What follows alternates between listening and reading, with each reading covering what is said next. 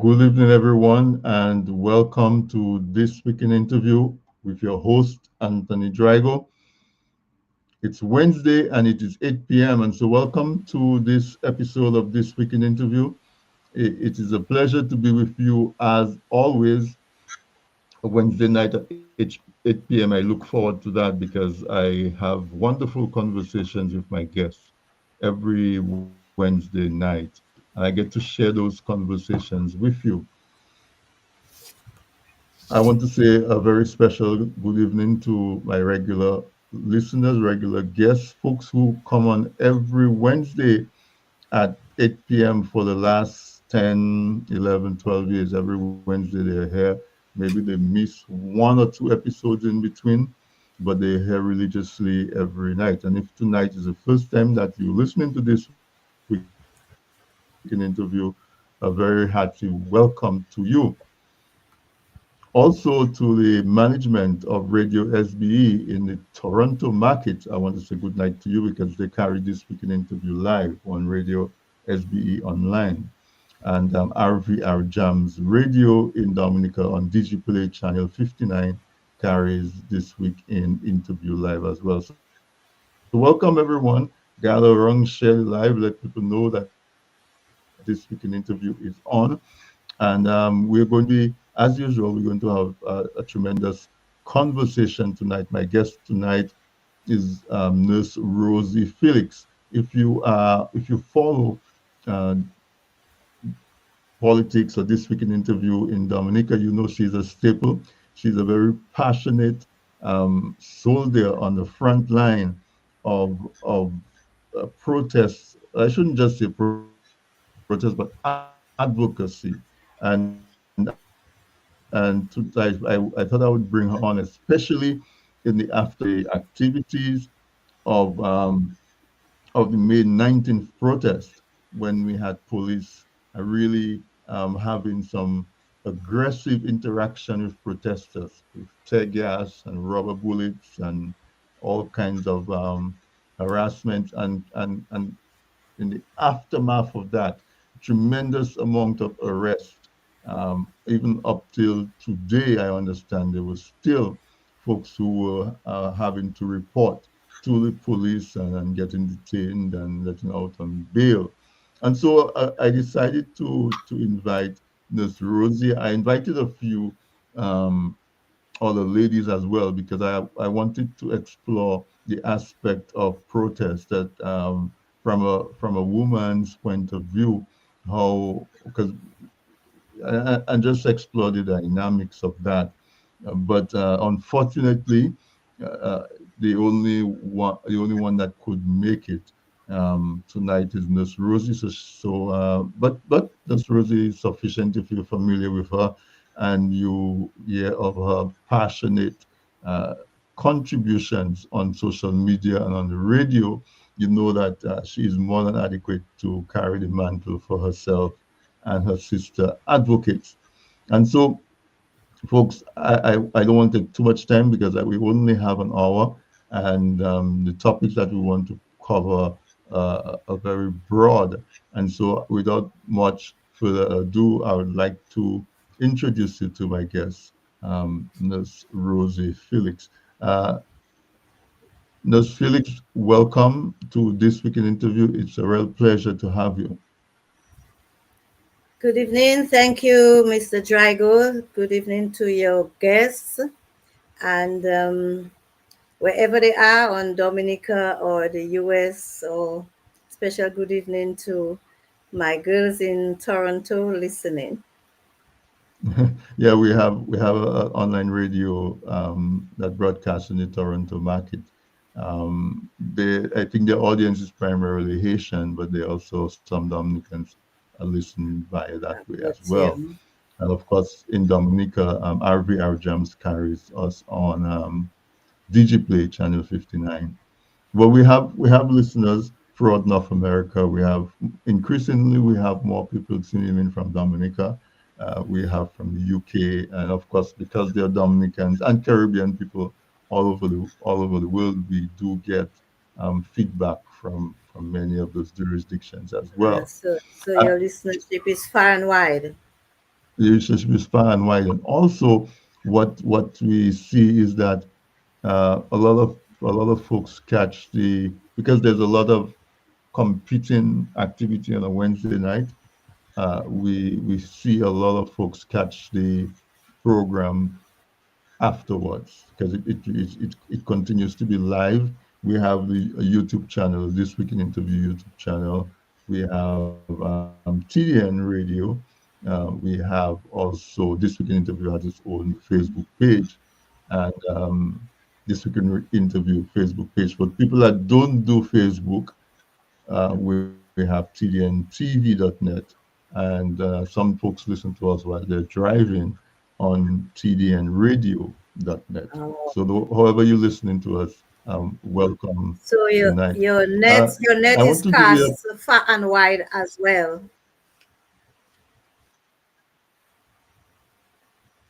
yes, yes, far right. And that is where we see TDN radio and our programming, where we fit into that gap, both in terms of folks on the ground in Dominica, and also folks in the diaspora. There's a little bit of a gap, both in terms of geography, but also we see an increase in polarization of media, and so we like to think that TDN radio sits in that gap and bridges between the polarization and all views contend, so that we can all know Okay. what the other person is thinking and we can challenge thought and so on. That's what we need more in the world. To listen to each other irrespective of our agreement to the other, just know what's in each other's mind. Exactly, because you know the same way I am convinced of my position, you are just as convinced and invested in your position.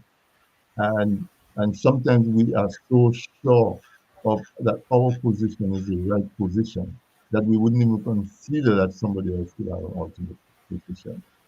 And so you get people go to either side of the room. And we need not fight over, no matter how convinced we are about our position, we need not cut off the other person's neck because it's a different it's a different Right, position. right.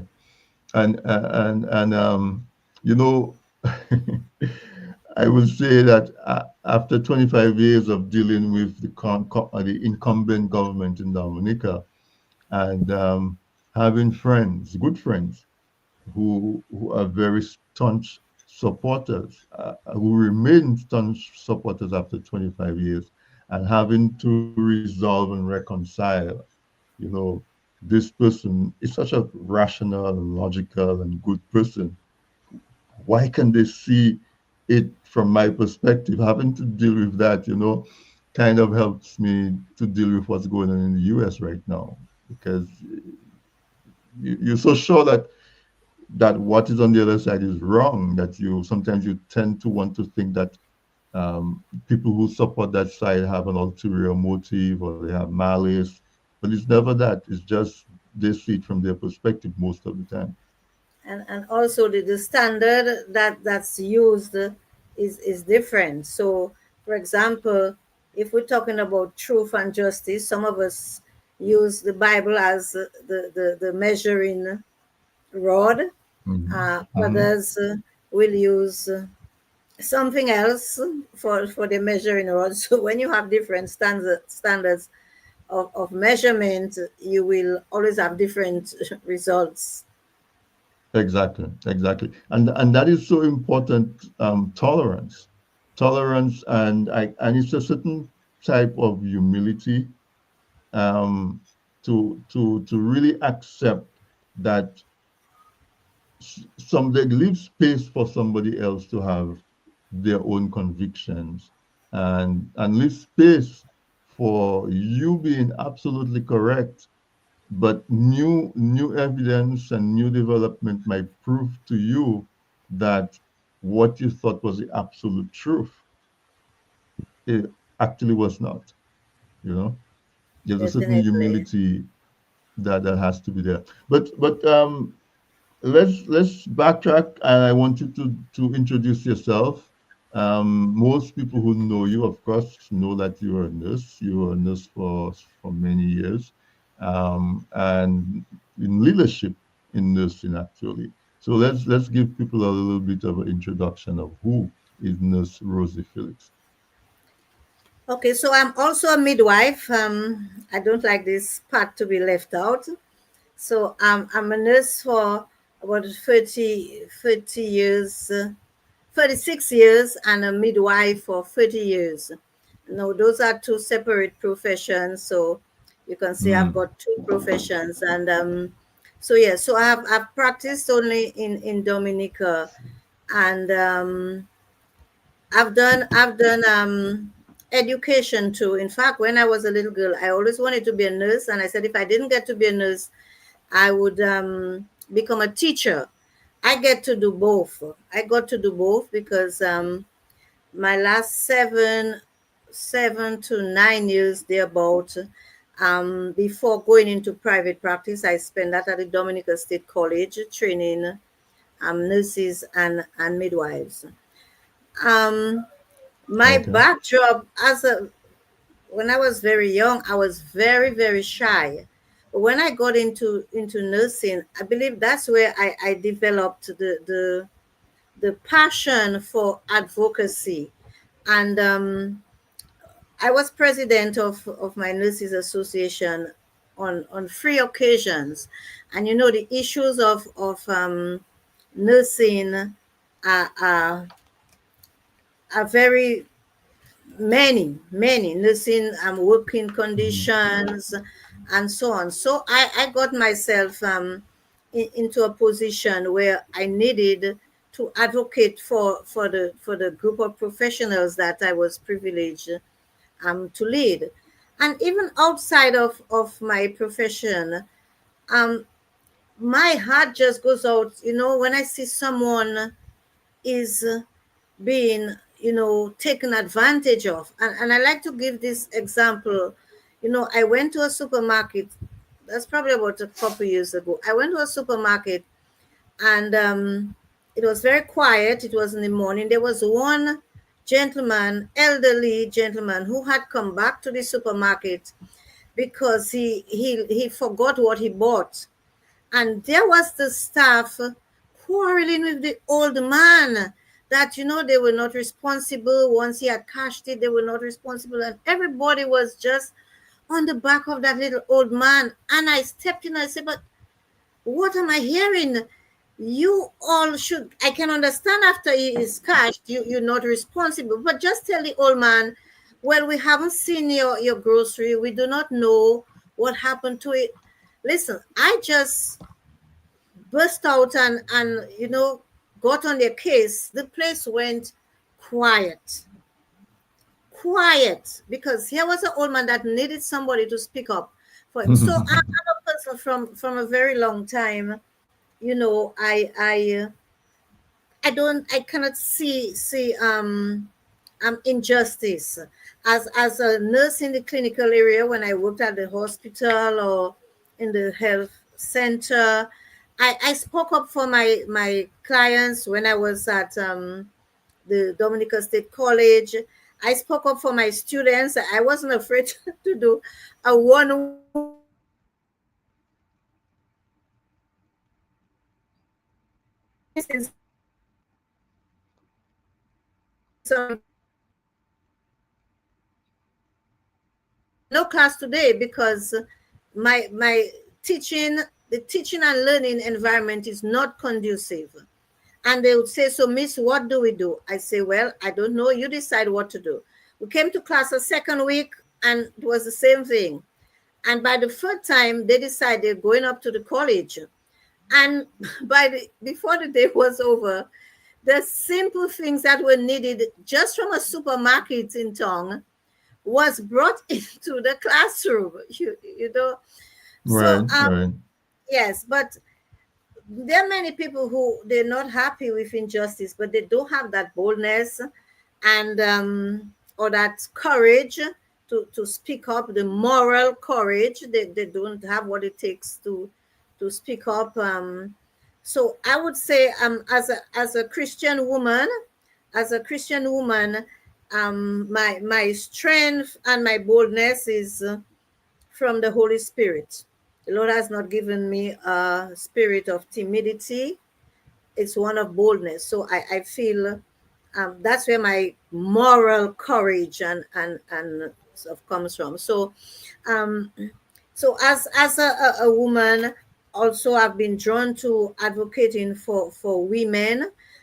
Prior to going to private practice, which I've been doing since 2017, I used to be a member of an executive member of the union. So I was very active in my union before getting on the executive. I wasn't afraid to show up to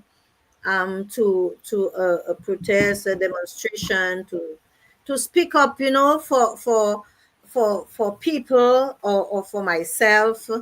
Um, Although sometimes I don't do the speaking up for myself, I speak up for other people, and so that's my backdrop. Um, Okay. 2 years ago, I was on your show, as it had to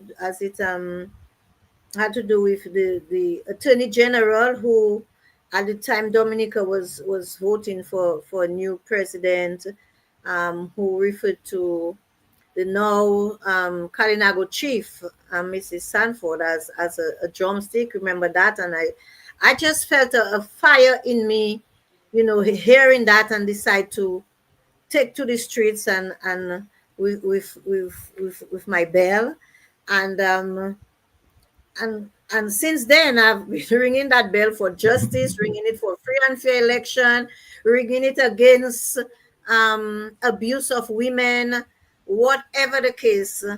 The bell has been, accepted. Now, when they hear that bell, some people are You not know. comfortable with it. It makes them uncomfortable, and that's okay. Mhm. If it makes you uncomfortable because you're doing the wrong thing, that's okay with me. And And in our culture, no, I when was I going was to talk about the arrested, be- uh-huh. sorry, you go ahead. No, before we go into the rest, talk about the bell. The bell has a special place in our tradition, because I grew up in the country. I'm going to date myself, I guess. I grew up in a time where wristwatches was not as common. Maybe every house didn't have a clock. And so we used to depend on the bell in the church being rung to Church tell us when the bell. hour is. Um, we used to we used to be accustomed to people walking around the village, ringing the bell and making announcements. Like if there's a special announcement, especially like if it's Easter time, but different announcements as well. People would walk around the village ringing the bell. And then sometimes there was another thing that they used to call a wawa. It was like a wooden kind of thing with gears, and you swing it, it makes a whirring sound. So when you hear it, you know somebody's going to make an announcement, and you listen. Announcement. But ringing of the bell, I just I grew up in Castlebrooks, and at the time, the ringing of the bell always was what would get your attention, because somebody is making an announcement. When somebody dies in the village, they would ring the Yes. bell in a particular There's one tone, so you know tone. somebody died. There's one tone when it's a deaf, and of course joyful when it's a wedding, when it's wedding Yeah, bells. when it's wedding or Easter Sunday or celebration, there's a different tone, so you know there's a celebration. And so yes, so the ringing of the bell, for those that are younger and don't remember it, it actually is something similar to the conch shell. Um, it has that root in our tradition. Uh, Before we also, the other thing I wanted to emphasize, uh, when I was listening to you, I saw a common thread in that you seem to stand up for the disenfranchised, and maybe the underdog, maybe the folks who are being denied their full rights, like the way you say you stood up for that old man who was in the supermarket, who was being bullied by the clerks, as you stood up for your students who their learning environment was not ideal. Even as a nurse, you take care of folks who are not at their physical best. So is that what keeps you going? The fact that you see um, injustice being meted out to people who may not be quote unquote strong enough to mount a defense for themselves.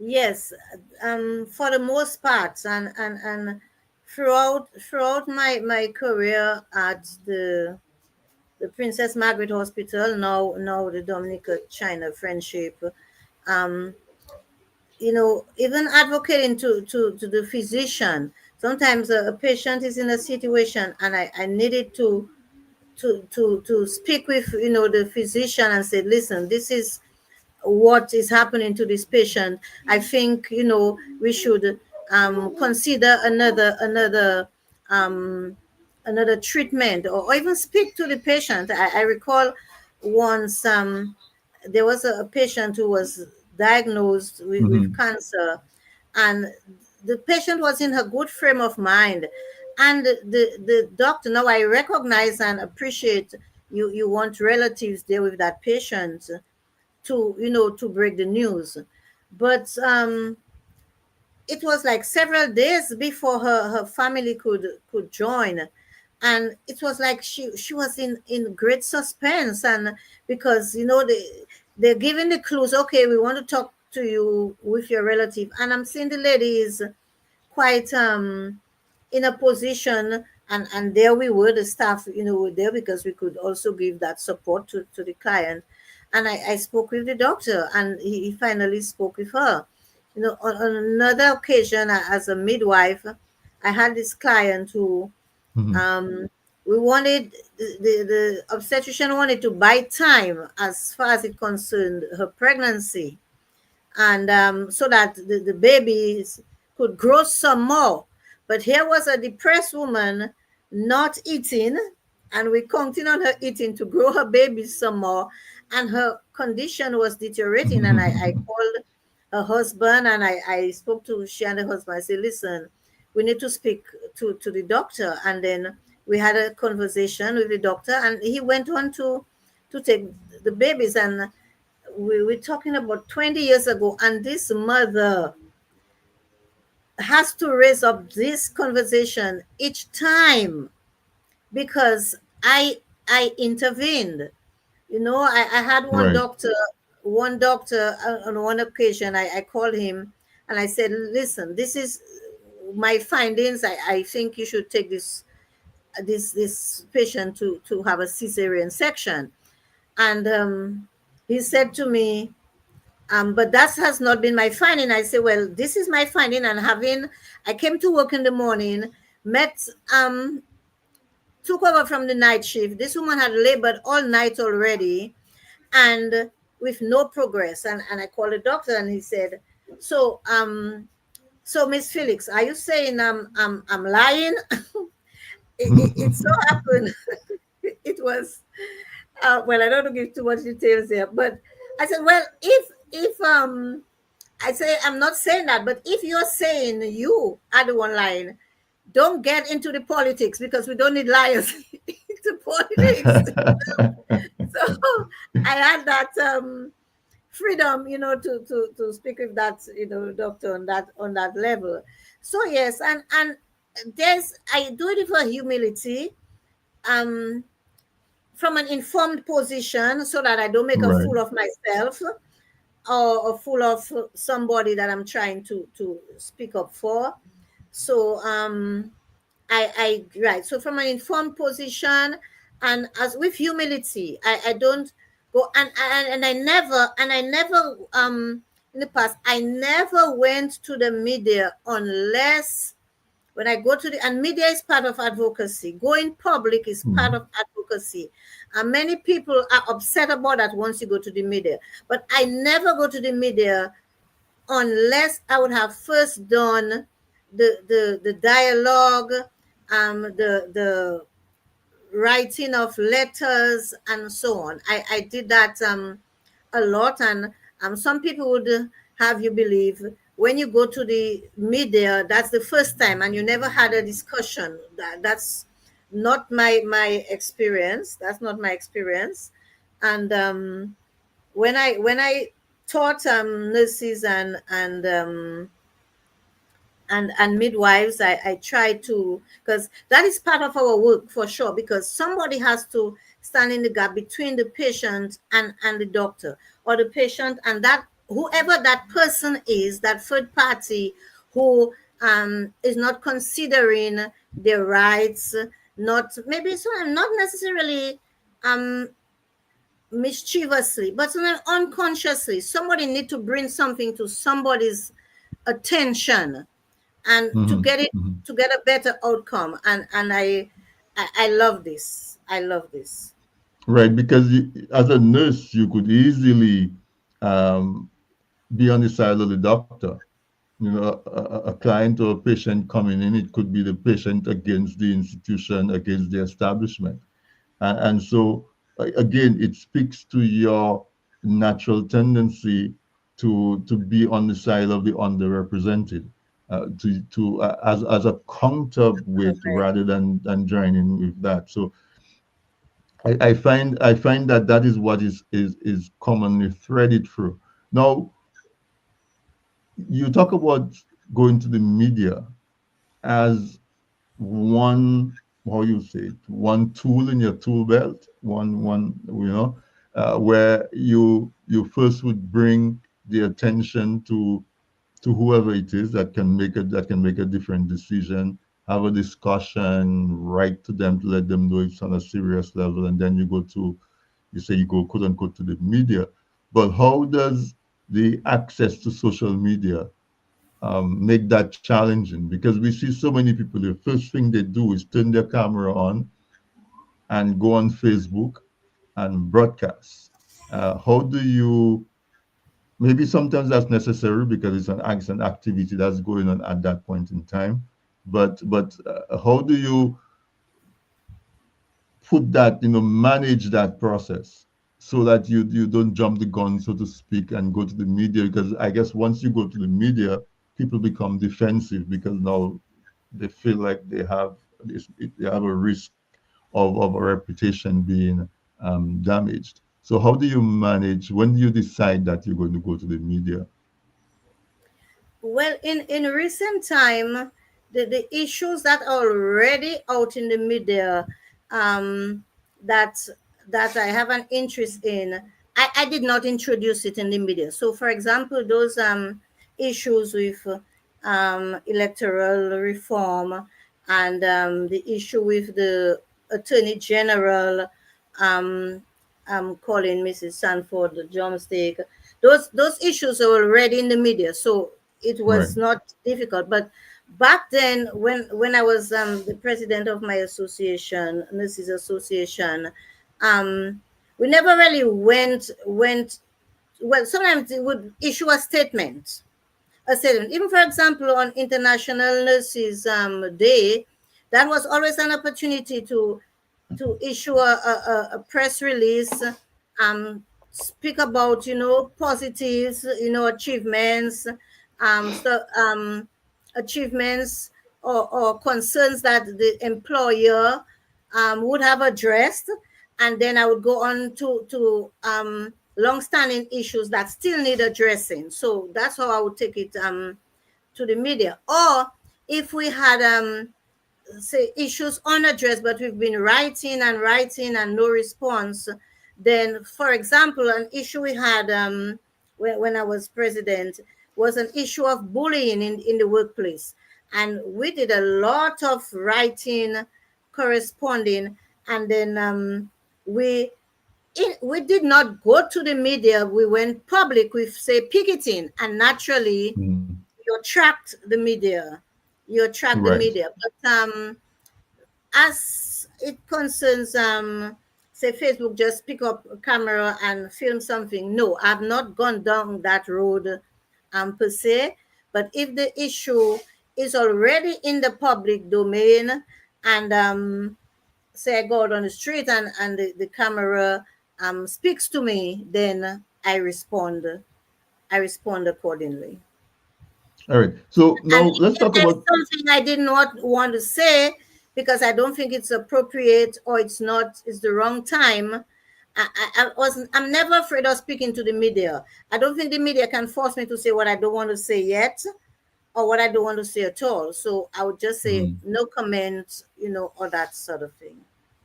Right. Now let's talk about protests. Most people who have never been to a protest are intimidated to go to a protest, because it seems like, to go out there and to have a placard and to openly stand in representation of a certain opinion or a certain side.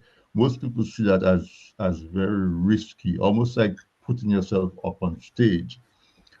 Somebody like you, who in your profession, you got practice and training and experience in representing your case, um, may have an easier transition. But if you want able to talk to somebody who has strong opinions, they definitely know which side of the argument they're on, but to just take that step to get dressed and to go down to Roseau and to stand in that crowd as a protester. And that seems so frightening, and it seems like such a big step. If you were to talk to somebody like that, what would you say to them? Not necessarily pushing them to come to the protest, but helping them to rationalize. It's not that much of a big deal, or it is, or I don't know. What would you say to somebody who has cold feet about showing up in a protest? I really don't know what else to say than what I've said before because um they're colleagues I have worked with for many years, and they are still scared of showing up. They are Hmm. still scared of showing up. Now, you're aware some of the reasons, as you rightly said, people become vulnerable when they show up naturally. But victimization is something that stings and stings. But I tell folks, if you've already been victimized and then you show up, it's not new to you. You're already suffering. You're already on the other end of the stick, because you're not getting what it is you're supposed to be showing up for. You're not getting it, and you're still not showing up. um the other thing, though, I've often said to persons, once you know what you're showing up is a just cause, is a Hmm. justifiable cause, show up. It's hard to show up alone, and I can understand that, though I have done, um, you know, That's I've the shown next up level, alone right? on the street and out of the street in Hmm. my workplace, but I don't know. From me, I want to go back to my Christian background and say it's because I know what it is to embrace the boldness that the Lord gives. It has to do with that because there are many Christians who they enjoy this song. I'm no longer a slave to fear, but they're the biggest they are those carrying the biggest load of fear. So it Hmm. has to do Capon. Hmm. yes, it has to do with fear. They're saying they still be impressed, but they're not showing up. They denied, of course, denied benefits that they are due. They naturally due to certain benefits, but they denied it because they showed up one time, and they don't feel comfortable to show up again. To be honest, I don't know how else to convince people except to remind them. But if you say you're no longer a slave to fear, why are you carrying the load of fear? The load of it. All right. So, Ms. Felix, let's take a quick break to get a word from our sponsors. When we come back, I'm going to ask you to introduce Sister Esther, Queen Esther, to the audience. Um, and then we will really launch into the dynamics of women on the front line of the struggle and the specific areas of major concern in Dominica right now. So, folks, if you joined us late, my guest tonight is Miss Rosie Felix. I invited her because of all the turmoil that we've been having in terms of the reaction to the protest, recent protest of May 19th. Um, Nurse Felix has been on the front line advocating for her fellow nurses, advocating for young people, for women when they seem to be in a position where they are being disenfranchised of their rights. And lately, she talk about when she go around ringing that bell, and you hear the bell coming. Sister Rosie is out there, so straighten yourself. But let's take a quick break, and when we come back, I have someone that I wanted to introduce you to by the name of Queen Esther, and so stay tuned through the break. We'll be right back.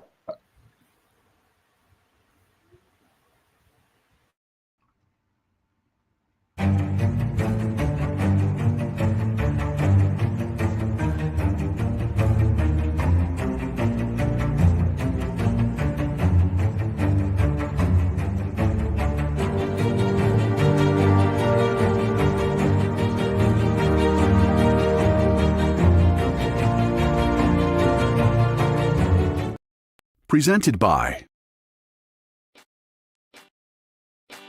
People say I've got a great smile.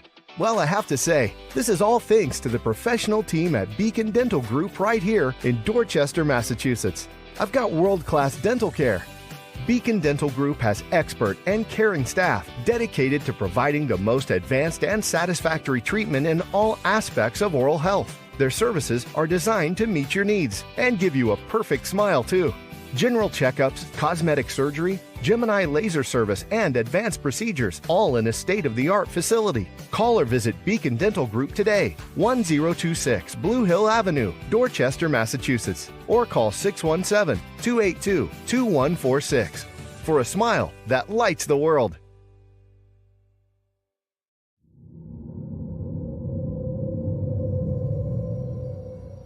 A smart house run by a vengeful AI, a mute witness to an act of unspeakable evil. A breadfruit thief is haunted. A young man unwittingly creates a god. Giant crapos terrorize a community. A witch seeks revenge on her neighbors, and much more. The Piton Noir Writing Collective is thrilled to announce the release of the third book in their acclaimed anthology series, The Flying Crapo. Flying Crapo, Heroes and Monsters. Now available for purchase on Amazon.com. Get your copy today and embark on a journey filled with heroes, monsters, and the magic of the Caribbean. Get ready for an electrifying thriller. A fearless New York attorney takes on corrupt corporate giants fighting for the powerless. Can this seasoned attorney and his team take down a monstrous company and its powerful leader? What will be the final verdict? What price will our heroes pay? Find out as you turn the pages of The Trust by Sam George. Get your copy of The Trust today from Amazon.com. Looking to promote your business, engage current customers, and reach new people? Well, look no further. From the basic presentation to a fully fledged advertisement, use your video ads to attract customers. At Man's Audiovisual Productions, we do just that. We produce videos for business and event promotions, product demo videos, animated explainer videos, fundraiser ads, and much, much more. Engage your clients and sell online. We customize the video to match your brand design. Guaranteed to play flawless on all devices, including smart TVs. Contact us at telephone number 203-690-4342 or 767-245-6238. Visit our website, mansaudiovisual.com, or email us at derekvideo@gmail.com.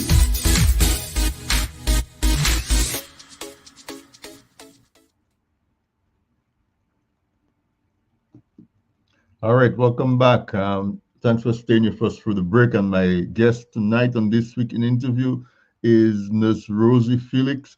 And we have her on here because she is on the front line of protest and advocacy in Dominica, a fearless sister warrior.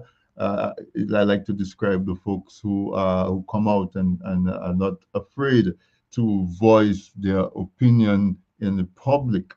And so let's go back to Nurse Felix, and I want us to start the second portion by having her introduce us to somebody that we know of as Queen Esther. Uh, Rosie, who is Queen Esther? Well, Queen Esther is a Bible woman, that's not me. Not Queen Esther you. is Okay. a Jewish girl who became queen to a pagan king.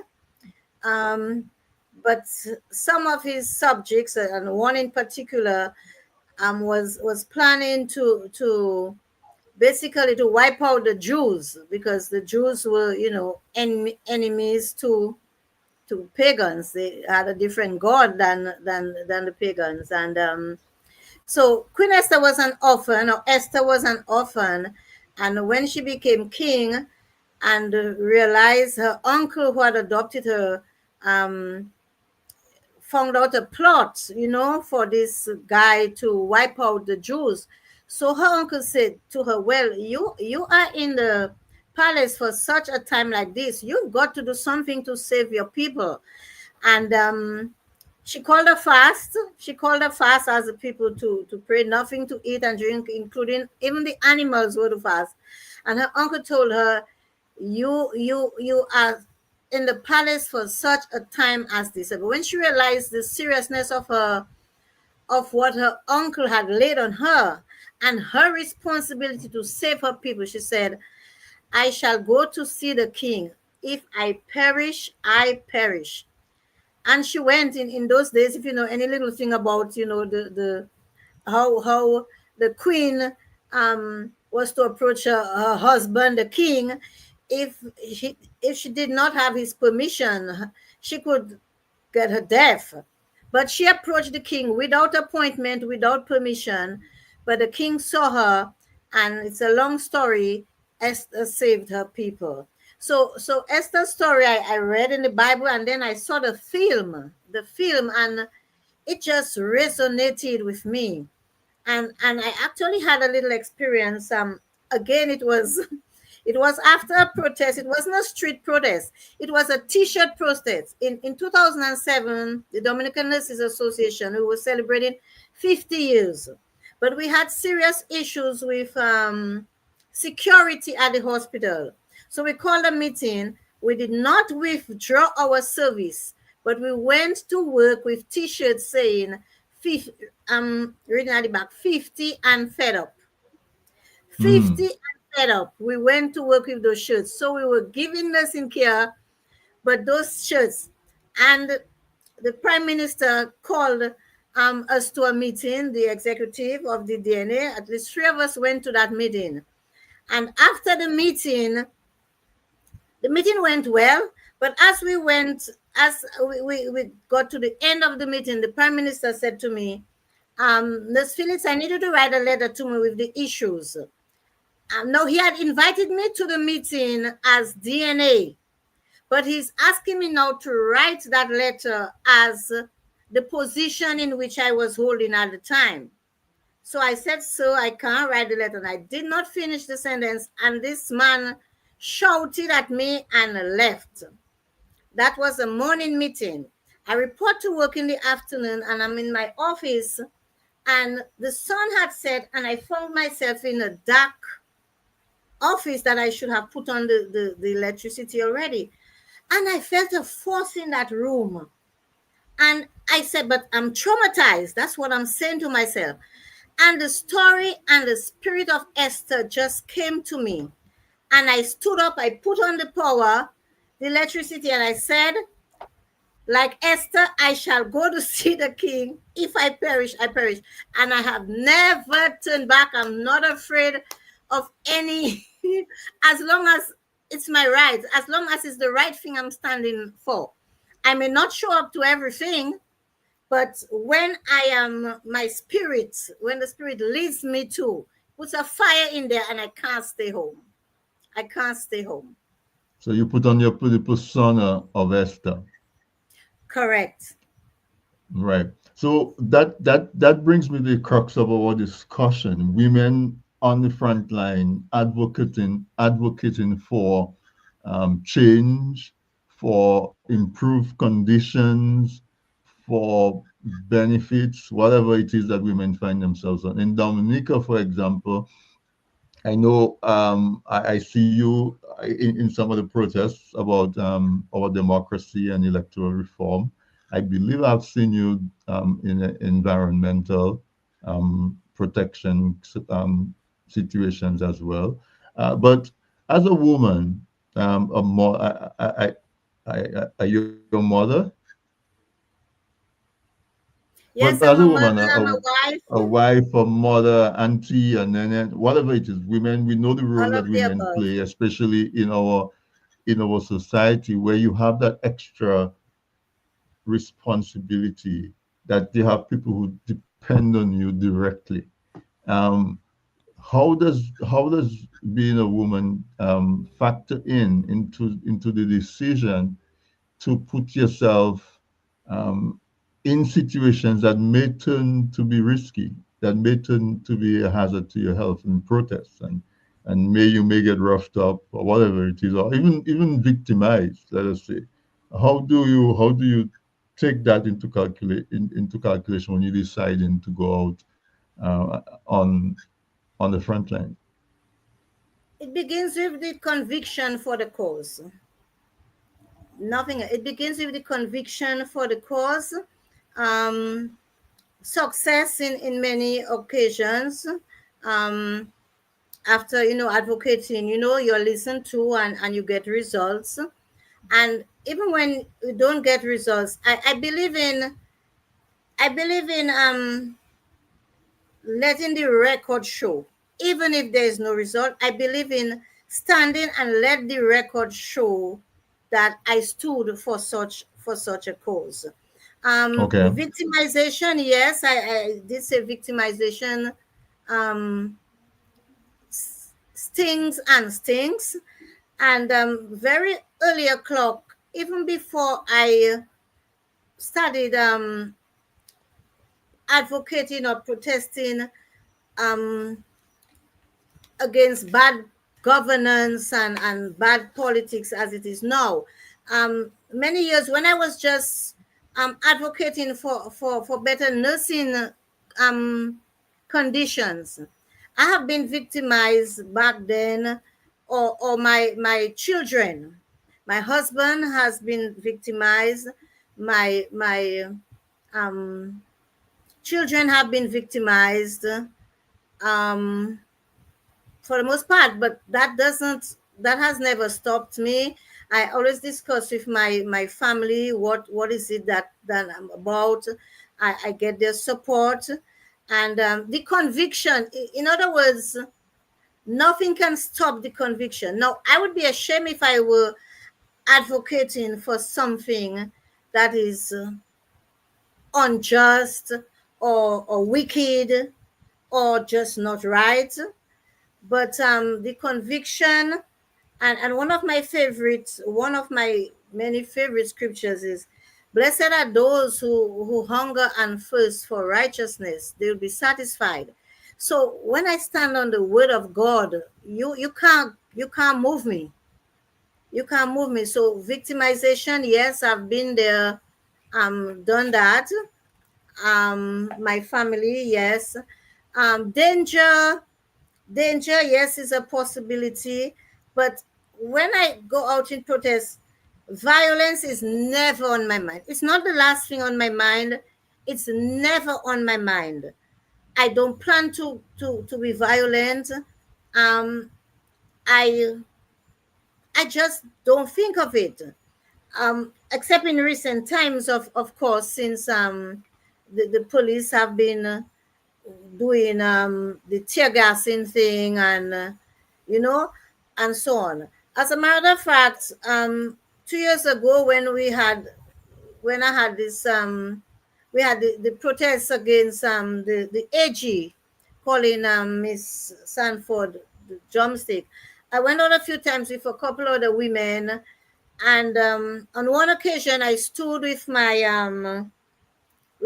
bell and megaphone at the front of the financial center, and the police officer um, was not happy I was there and wanted me to move to the end of the ministry. Now, it was funny. They said I was disturbing the workers in the financial center, but they moved me to the end of the ministry.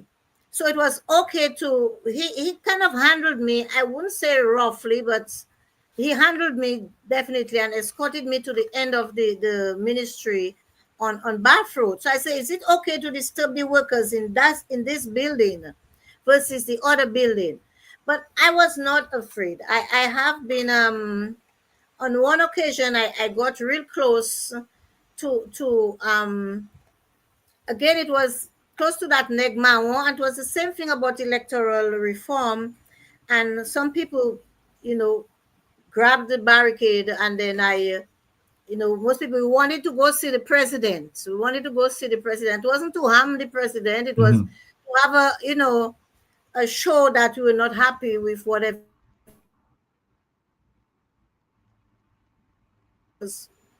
was breached. I forwarded, and I went forward. And to this day, I don't remember who, but I think too, because I'm a nurse and well known, I think police are careful, not to malhandle me. So much so, a police said, he put his arms like this and he said, "Nurse, you know better." I say, "No better what? We need to go see the president." This guy, he did not harm me. He did not do me. I don't know him up to this day. I don't know. But I feel because I'm a nurse, I think people would be very careful to knock out, police would be very careful to knock out Right. Jordan River And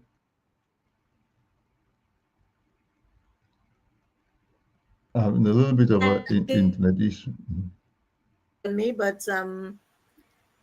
I know when the enemy is raging, anything can It, happen. But I'm not yeah, afraid. I'm never afraid.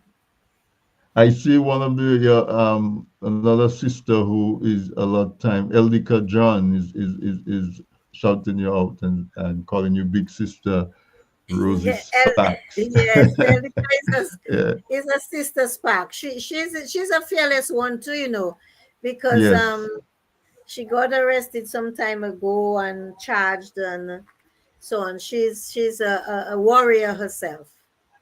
She's a definitely. I see sister her to on the front Sparks end all the John. time. Good night, Mhm. Sister Spark, and all the Sparks listening All the and Sparks, right? watching. Tell us about. So you were recently arrested after the March 19th protest. I don't know how much of it you can talk about because maybe it's an ongoing case or whatever. Why were you arrested? Do you know? Well, the charge that was brought against me was wrongful, illegal assembly. I Hmm. think that's the term I've even forgot. Illegal assembly. So assembling without permission or something like that. That Right. was the charge. That was the charge.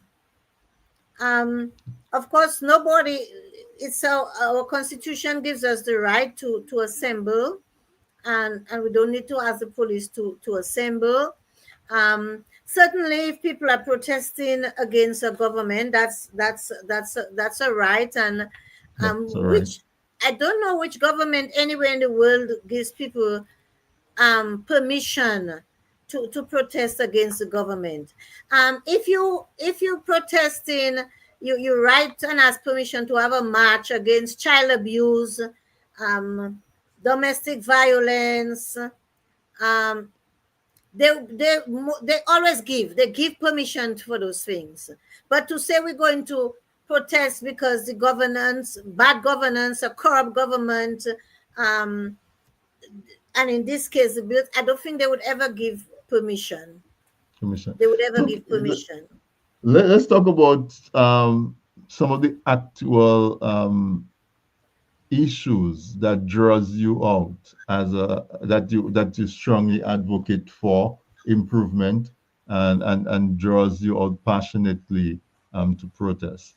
What are the top 3 or 4 areas? Well, bad governance is one of those, and But in the that's very case, general. When you say bad governance, as manifested in what, in how are you measuring bad governance? okay, corruption in government. Although we've never really had a specific protest for that, but Mm-hmm. the electoral reform Mm-hmm. issues, I think, takes care of that, because we've had cycles of stolen elections, hence the call for electoral reform, and we've seen a couple drafts surfaced, and in them missing critical elements of what we believe would facilitate freer and fairer elections in Dominica, like Elections. the Okay. campaign financing, the re-registration, because as you know we have a bloated list, and we did not see that, in the bills that were circulated in December, and nothing new was circulated, and I guess because no changes were made to them. So that will get my attention. The abuse of women, abuse of women, that would get my attention as well. Um, if my nurses, or the union, if the union, like when the union called protests and strikes, for better working conditions, better salary increase, and so on, I showed up on those things, and sometimes my voice shows up before me. So, for example, there was no protest there, but I spoke very loudly to this. You'd have heard, it's already a year. Yes, about a year. This nurse and her baby, who we lost. That maternal death, and that was, it touched the core, because as a midwife, an educated midwife, I pretty much know, the complications women face in pregnancy, and the management and so on, and the role of the midwife in advocating, so a woman and a baby's life could be saved. And after I heard the family of that young nurse, on the radio, what I heard them describe, I questioned, Mm-hmm. what happened, why we lost that young woman and her baby. So, if there were a protest on the street, I would have gone out to that protest.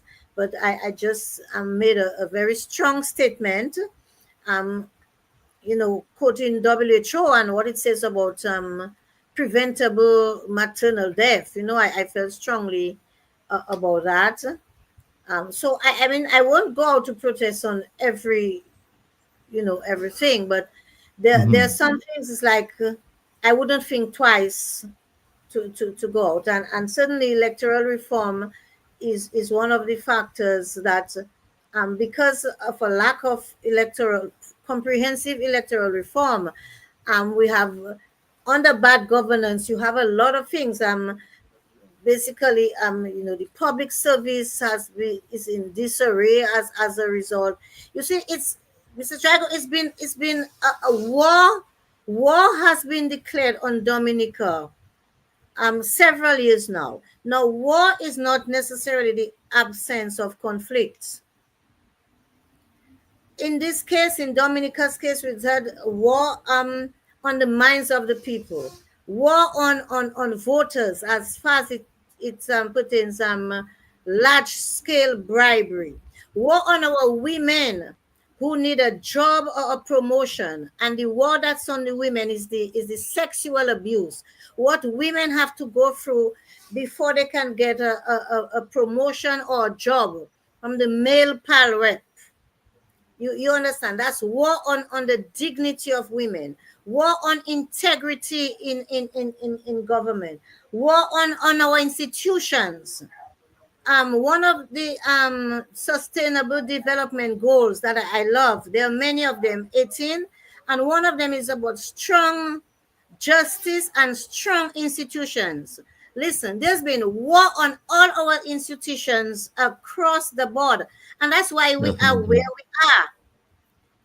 we are. Our police, our judicial system, people and organizations are afraid to speak up because the war that has been leveled on those institutions is heavy. What is happening now with the several arrests we've seen after that, it's not so much about the illegal assembly, it's about war on democracy so that dictatorship can take its place officially and legally. Right. Because what I say to that is folks like you and the others who show up to protest are really the backstop, that last line that maintains the platform or the space where people can continue to voice their opinion. And I guess sometimes it will be low, it will be you as one person or only five people, and then sometimes there'll be a surge where more people will come out. But we need that core, that because otherwise, if the core 5 or 10 people who always show up stop showing up, what happens? Oh yes. Then it becomes silent, and Mhm. now everybody now becomes very afraid to speak up because there's nobody else speaking up. So what you do and what your fellow soldiers do is so important. I remember when there was a time when almost the only voice, not the only voice, but the most constant and steady voice we heard on electoral reform was Loftus Duran. He kept that flame burning for a while, and then it picked up steam again, and other people came on. Then so I'm talking about it like that. So because just to highlight, in case folks don't, some people might say, "Well, the same faces again," or it's only 5 people. The protest was not successful because there wasn't even 20 people there. But those 10 or those 5 people that show up and holding that end of that rope so it doesn't get taken away is so very important. And so I want to commend you and your fellow soldiers, I'm going to call it, because you talk about war, and war doesn't necessarily have to be bombs and guns and physical violence, but um, that show up, that answer the call, while the rest of us in the populace are trying to develop the courage, while we're trying to organize. There's a few people who go out there and let people know that it is okay. It is okay to protest. And when you were talking about war, I fancy myself an environmentalist. And one of the big wars that I see in Dominica is war on our rivers, war on our forests, war on our fragile ecosystem. So where do you see the progress going from here? We've had this major protest. We've had a long tail after it where folks are still being arrested. And as you said, it's not so much about arresting people for a particular cause, but is to sort of highlight the consequences that people face when they dare to show up. We see on the other hand, the reward of the most boisterous and loud policemen. They get immediate reward. Uh, as you look around on the Dominican landscape, what gives you hope? What keeps you optimistic? I am very hopeful because what has happened with the arrest, while the prime minister kind of pities the number. He says only 150 people showed up, yet that 150 people has given him a headache, hence the arrest we're having. And I believe something must happen for something else to happen. And because the constitution gives us the right to stand, to assemble. And well, again, the charge is the charge that has been leveled against us is um illegal, unlawful assembly. Unlawful And then assembly. it talks Okay. about riotous and tumultuous, and these big words suggesting violence. But the police introduced the violence in the protest. And so that gives me the hope that we the protesters, so innocent. And when we have our day in court, we will be victorious, because I can tell you, um, the attorneys across the board, the first thing they said to you was, but that's our constitutional right, so to stand. And there is no evidence that we ourselves were violent. Nobody has been charged with violence. For the most part, it says unlawful assembly. So I say victory going forward. um, I see also that group of us who've been arrested, and the ARC um, filing a case to repeal that riot act that is um, archaic. And I see Colonial people, era. Mhm. yeah, when we come out of the courts, and I hope it will be before that, but when these cases would have been called, and we will be victorious, I can see people being inspired, people who on the fence, looking and afraid and hoping this few will bring it home. I'm hoping they will come out. They will come out. I'm also, as a spiritual person, this is a jubilee year. I know my God is going to turn this thing around. I believe it's already backfired. No matter how much they're continuing to arrest people, I think they've asked Dr. Fontaine to turn himself tomorrow morning. No matter Mm. how much, and I think it's holding on to straw. It's like this last thing. So let me give. It's like two boxers in a ring, and so far your opponent he's ahead of you with many points, but you're trying to give him a last, maybe Knockout an punch. eye knockout punch, but Yeah. it wouldn't take you over. So that's how I see it. But I feel very hopeful, very optimistic that God is going to turn this thing around, because it's not Rosie Felix or Danny Luge, Paula Celestine, and the rest of us on trial. This is truth on trial, and truth always wins. You see, we are in the Lenten season. In a couple weeks, we're going to do we're going to have the 3 days where the Lord basically observe his passion, death, resurrection, and his rising on the third day. He said, I am the way and the truth. Truth was buried. What happened on the third day? Truth rose again. So it's a good versus evil war. Dominican trial, but truth always wins. And Dominica is bigger than me. It's bigger than the prime minister. It's bigger than all of the opposition. It's bigger than it's bigger than all of us. So Dominica is gonna win, and I'm very hopeful and very confident about that.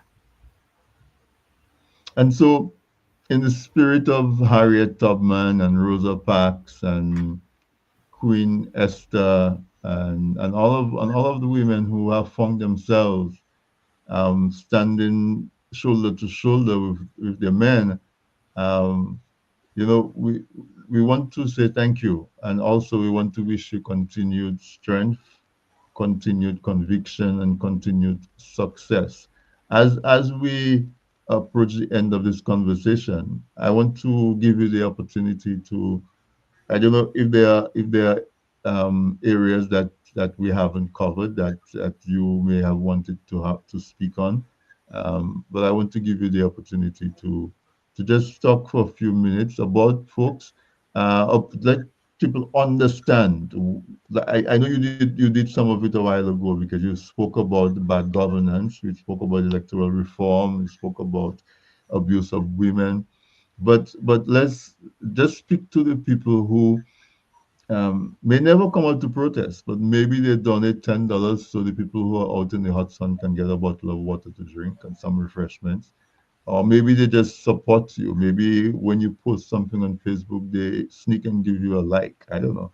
They send you a direct message in your inbox and say, thank you for what you do. But because maybe of their circumstances, they may not be able to do it openly.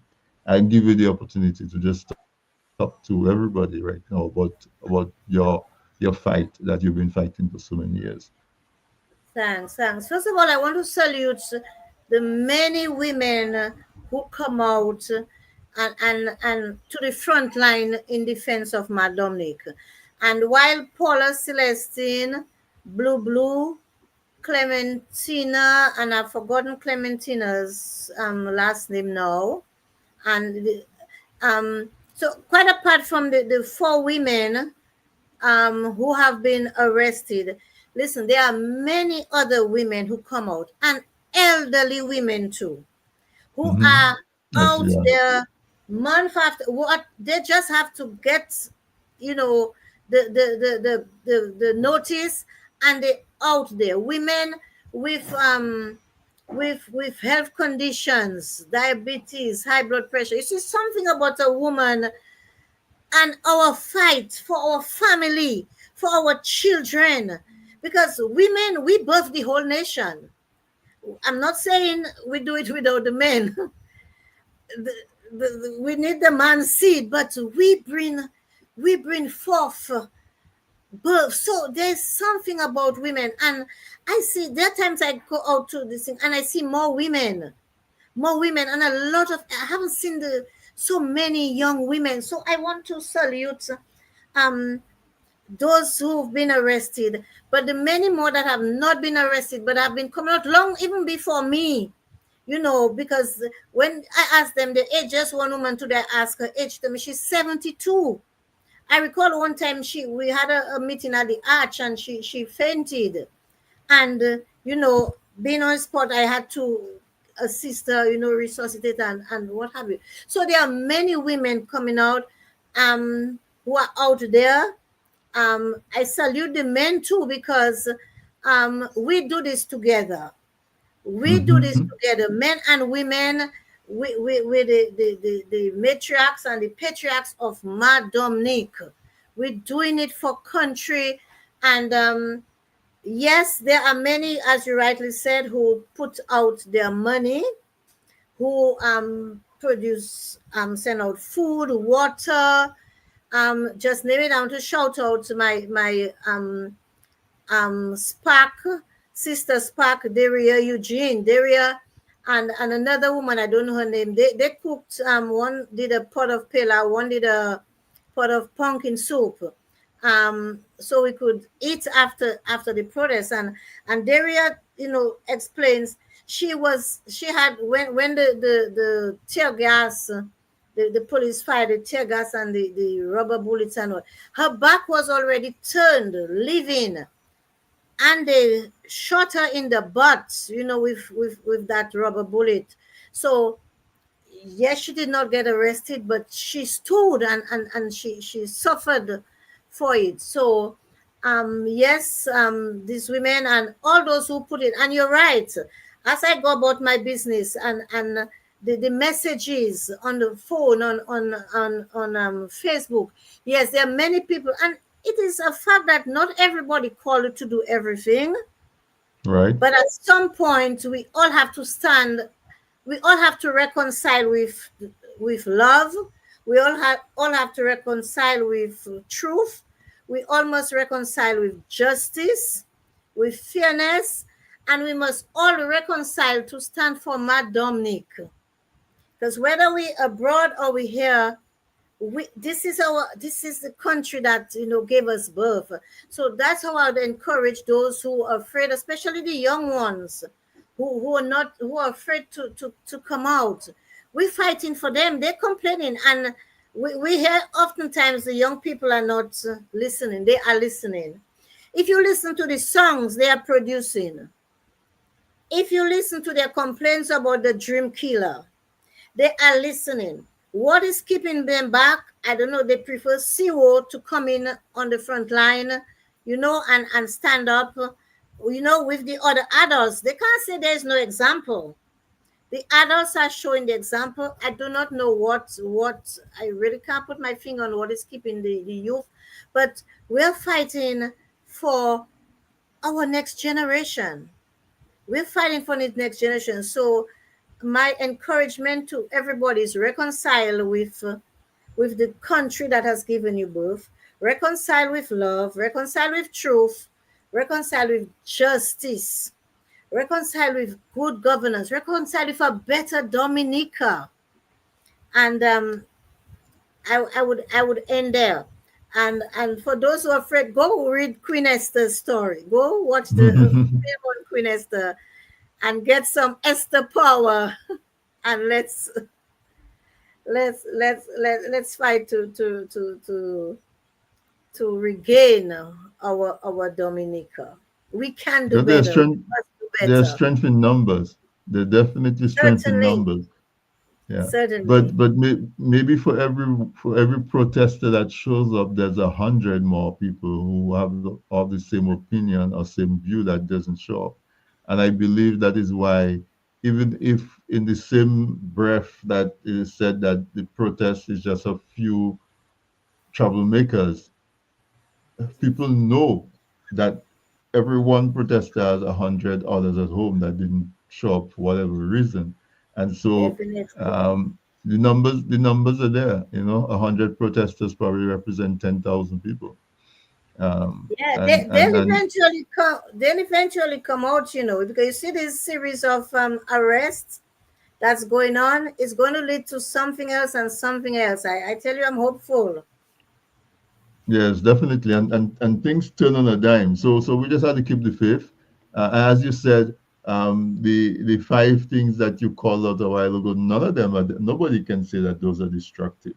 You know, love and justice and fairness and those Truth. areas, that truth, that nobody can argue that those are good things, and that's what we hear in the protests.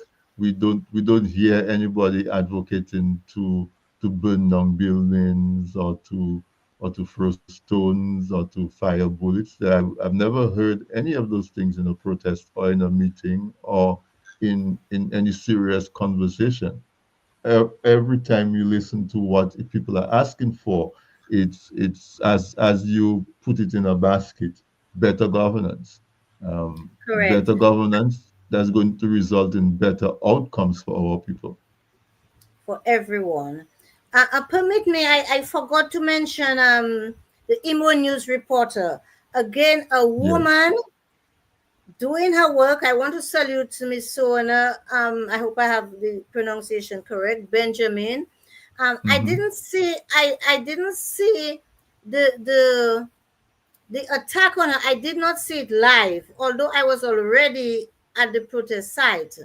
But having seen the video, having seen the video, it is such a disgrace of the deputy, now deputy police commissioner, to have done this to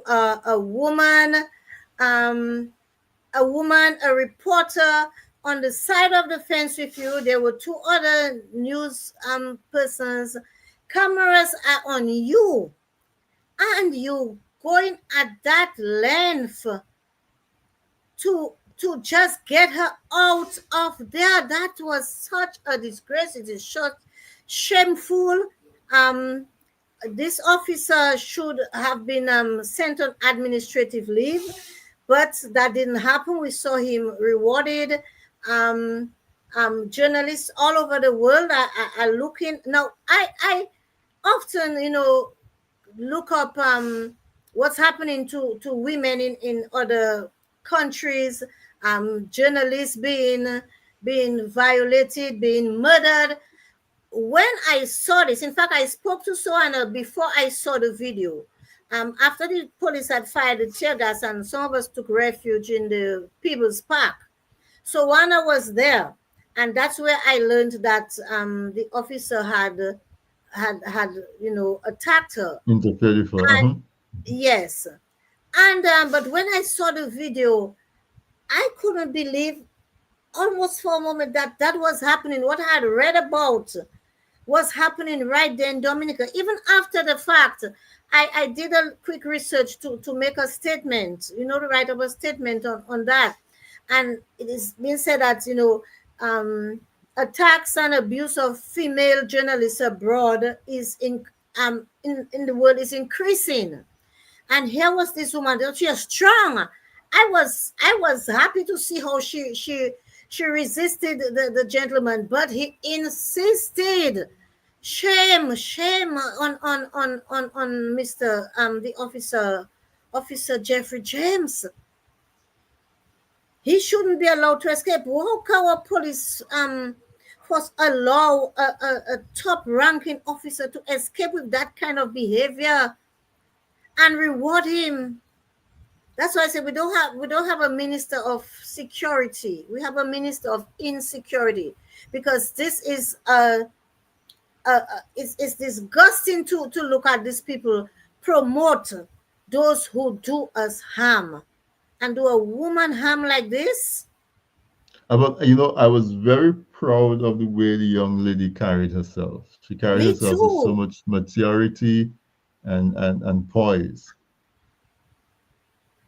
She did. She I I did. I, I invited her to be in the program tonight, but she says she is not yet um, comfortable wasn't the word, but she's not yet ready Okay. to be on the Okay. media talking about the experience, and so I respected that. Yes. Yes. I respected that. I did, and so, but I wish her, continued success. She's the type of person that if you have the resources, you give her a scholarship to go study journalism, Oh yes. I because I she believe obviously has the she's traits. gonna go far. Yeah, She's she gonna go obviously far. has the traits of a fearless um, news reporter. So Yep. young in your career, facing that down and to be able to stand your ground and to do She it did. She with did. so I'm much proud of her poise. too. Yeah, yeah.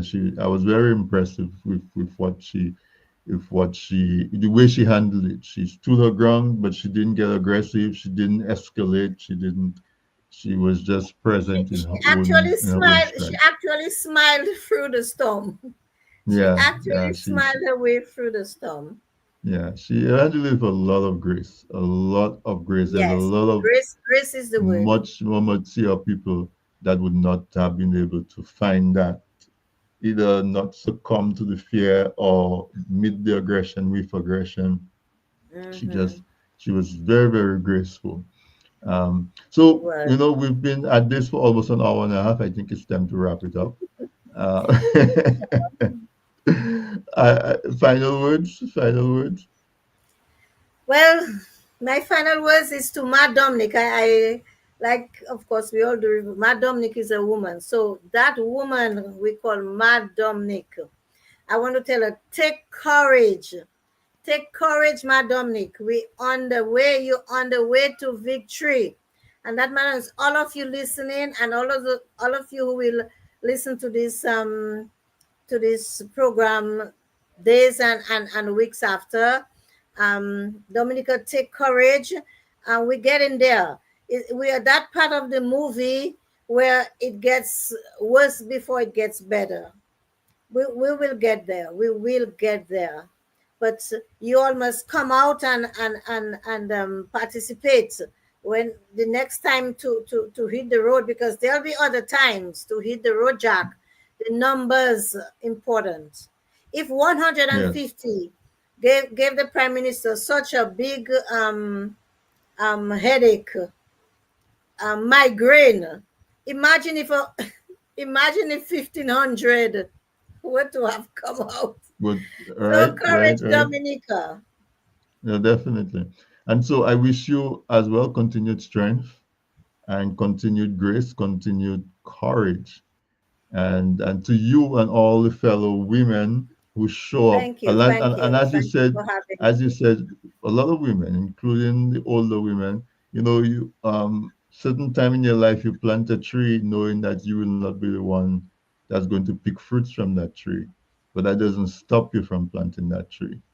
And Correct. so on behalf of the current young generation and the upcoming generations, we want to say thank you to you and your fellow sister and brother soldiers for keeping the struggle and keeping the fight alive. And thank you so much for being on the program. Next time, bring your bell so we can ring it. We can ring it It's because it is very symbolic. it's not. Oh, it's there. There you go. Yeah, Very definitely. Uh, good. I'm an old boy of the Dominica Grammar School, and many football and cricket matches we saved by ringing the bell when our team was in trouble. We rang the bell, and our There you footballers will go. get fresh legs, and our volleyballers fresh arms, and our cricketers. And so that bell means a lot There to you us. go. So, No AI can replace that bell. I was at the Point Michel Catholic Church earlier in the evening, and there are a lot of churches that still has the bell that rings at on the hour, or rings it's time for mass, um hmm. for wedding, the slow ones, as we said earlier. But thank you so Yeah. much, and thanks to Eloise. I know she's watching. So good Yes. night for the audience. Thank you for having me. Good night, Elika. I see you. Thank you for coming on. It's a great honor to have you. And yes, Elika is, as I said, she's always I always see her at the protests. Elika, good night to you. Let's see, Magdalene Bontiff Honoré as well. Good evening to you. Rowena Josephine, what's going on? That's my niece right there. And everybody else who's tuned in, good night. And we're going to do this again next week, Wednesday. I asked a question about the folks on the Eliza Gums as well. Somebody named the nurse, the nurse, um, as well. So all of you, everybody who take the time to be with us, I hope you found this conversation as interesting and as engaging as I found it. I enjoyed sharing it with you. Sister Nurse Rosie Felix is definitely um, uh, not a firecracker, because a firecracker is a sudden something that just makes a noise or makes a bang and be gone, but definitely a force, a sustained and passionate force. And she calls Dominica Ma Dominique, Ma Dominique, and that is emblematic of her love and her passion for Dominica. And so, for all the folks who go out there and put themselves out, thank you so much for what you do. And we will do this again next week, Wednesday, when we do another episode of This Week in Interview. Good night, everyone.